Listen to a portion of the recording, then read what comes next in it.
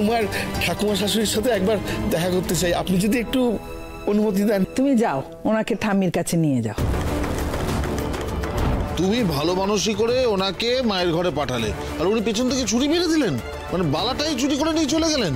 এত বড় কথাটা তোমরা আমাকে আগে বলনি কেন? চুরি হয়েছিল ঠিক আছে, তাই বলে এই মেয়েটাকে এখানে আনার তো কোনো দরকার ছিল না। আর কি অদ্ভুত বিচার, ওর মেশো চুরি করেছে তার জন্য নাকি ওকে এ বাড়িতে ঝিগিরি করতে হবে। বাহ, হোয়াট দ্য হেল, ঠাম্মি আবার কি নাটক শুরু করলো? কি হলো মা, চুপ করে আছেন কেন? এই সিদ্ধান্তটা নেওয়ার আগে আপনি আমার অনুমতি নিলেন না কেন?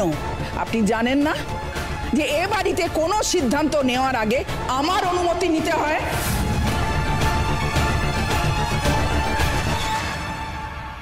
ঠাকুরপো, তুমিও মায়ের সঙ্গে চলে গেলে? তোমার মাথাটা আজকাল বেশি খেলছে না? হে বাবা, না না, ছিচি বৌদি, তুমি আমাকে ভুল বুঝছো। আমি তোমাকে না জিজ্ঞেস করে একটাও সিদ্ধান্ত নিই বলো তো?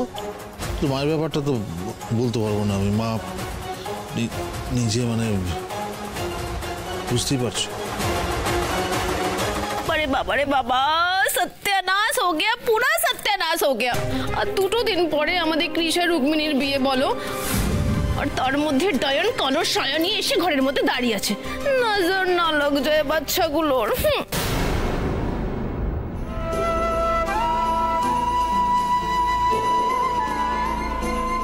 দুদিন পরেই সে সৌরে বাবুর বিয়ে তো হবে। না না, আমার এখন এই কাণ্ডতে আসা উচিত হয় নাই। ঠাম্মি, ঠাম্মি, আমি তোমাকে বলেছিলাম কেনে আমার এই বাড়িটাতে আসা উচিত হয় নাই। আমি এই কাণ্ডতে এলে কারোর ভালোটা হবে নাই, কারোর নাই, আবার আবার অপমানটা হবে। চুপ! তুমি একদম আমাদের মাঝখানে কথা বলবে না। তোর মেয়ের আবার বড় গলা? হ্যাঁ না, আমার মেসো চোর লয়, উনি চুরিটা করতে পারেন নাই, আর সেই সত্যিটা একদিন না একদিন ঠিক প্রমাণ হবে। এই বদতমিজ লড়কি, তোরা তোর আঁখ নিচে কর, তোর এত বড় সাহস তুই আমাদের চোখ রাঙাস? চল নিকল বাহার, নিকল। চল তোরা।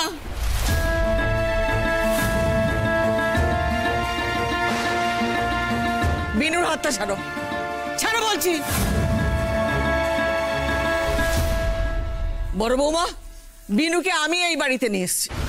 আমার সঙ্গে কথা না বলে কেউ বিনুকে এই বাড়ি থেকে বের করে দিতে পারবে না। আর শোনো, তোমার সঙ্গে আমার কিছু কথা আছে, একটু ভেতরে এসো তো।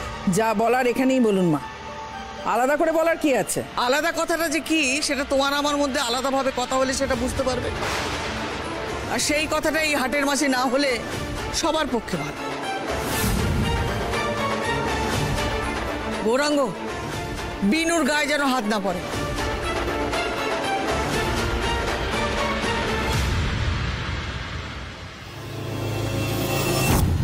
ঠাম্মি বিনুকে নিয়ে কি খিচুড়ি পাকাচ্ছে কে জানে।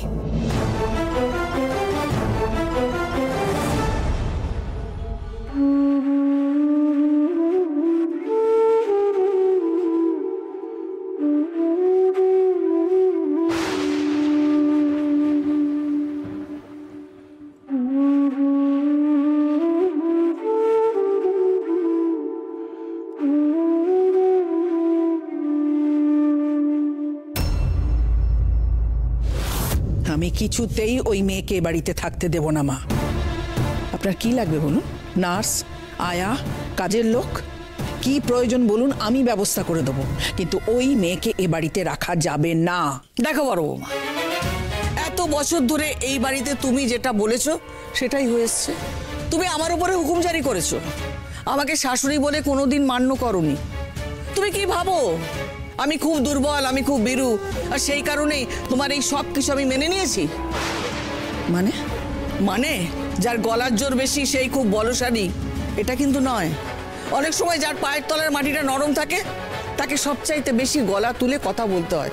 কেন বলো তো? যাতে তার পায়ের দিকে মানুষের নজরটা না যায়। বুঝতে পারছো মা? মা, আপনি কিন্তু গোবিন্দ এই বাড়ি ছেড়ে চলে যাবার পর তোমার হাত ধরে আমাদের পরিবারটা উঠে দাঁড়িয়েছে। তুমি আর কিছু না করো, আমাদের পরিবারটাকে একটা সুতোর মধ্যে বেঁধে দিয়েছো। ঠিক সেই কারণে আমি তোমার সব কিছু মেনে নিয়েছি। তাই বলে তুমি এটা ভাববে না যে আমার ছেলে কেন আজকে এই বাড়ি ছেড়ে চলে গেছে সেটা আমি জানি না। তুমি গোবিন্দকে এই বাড়ি ছেড়ে যেতে বাধ্য করেছিলে, সেটা আর কেউ না জানুক, আমি তো মা, আমি খুব ভালো করে সেটা জানি। মা শোনো বৌমা, একটা কথা বলছি, সামনে বাড়িতে একটা বড় কাজ, আমি চাইছি না সবার সামনে এমন একটা ইতিহাস আসুক যাতে আমার দাদু ভাইয়ের ক্ষতি হয়। দাদু ভাই তো তোমাকে ঈশ্বরের মতন মানে, ভক্তি করে, শ্রদ্ধা করে। তোমার ছেলের সামনে তোমার মাথাটা হেট করতে আমি চাইছি না। তাহলে আমি যখন তোমার সেই সম্মানটা অক্ষুণ্ণ রাখছি, তোমাকে আমার কথাটা মানতে হবে বই কি। শোনো, বিনু এখন এই বাড়ি ছেড়ে কোথাও যাবে না। বিনুকে সঠিক সময় আমি বলবো বাড়ি ছাড়তে, তুমি কিন্তু কোনো কথা বলবে না।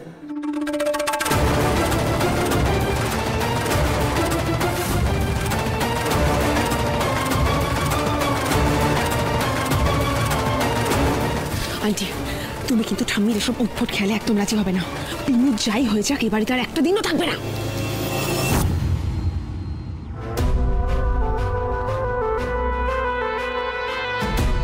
আমি সিদ্ধান্ত নিয়েছি বিনু এখন থেকে এ বাড়িতেই থাকবে।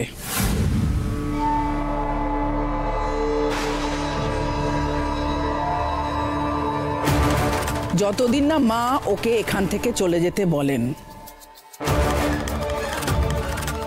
মায়ের কথা মতো ওর মেশর পাপের প্রায়শ্চিত্ত ওকেই করতে হবে।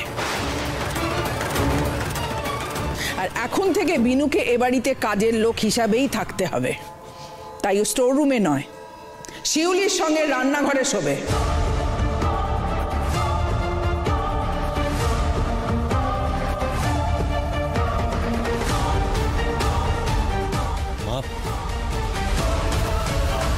তুমি এটা কি বলছো? বেশ, দুদিন বাদে তোমার সঙ্গে রুক্মিণীর বিয়ে। আমার মাথার দিব্যি ক্রিস, বিনুকে নিয়ে তুমি আর একটা কথাও বলবে না। যদি বলো তাহলে আমার মোড়া মুখ দেখবে।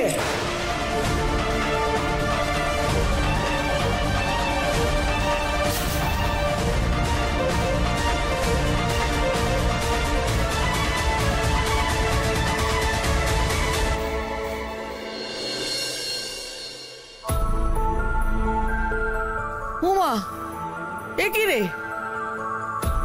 এখন আবার কেন এগুলো করতে যাচ্ছিস? আমি তো তোকে বারণ করলাম। দে ঝাঁটাটা। না ঠাম্মি, আমি এখন এই বাড়িটাতে কাজের লোক হয়ে গেছি। সে বাপ মা মরা মেয়ের দুধের দামটা চোকানোর জন্য এসেছি। তাই কাজের লোককে এত আদর যত্নটা করতে লাগো। এই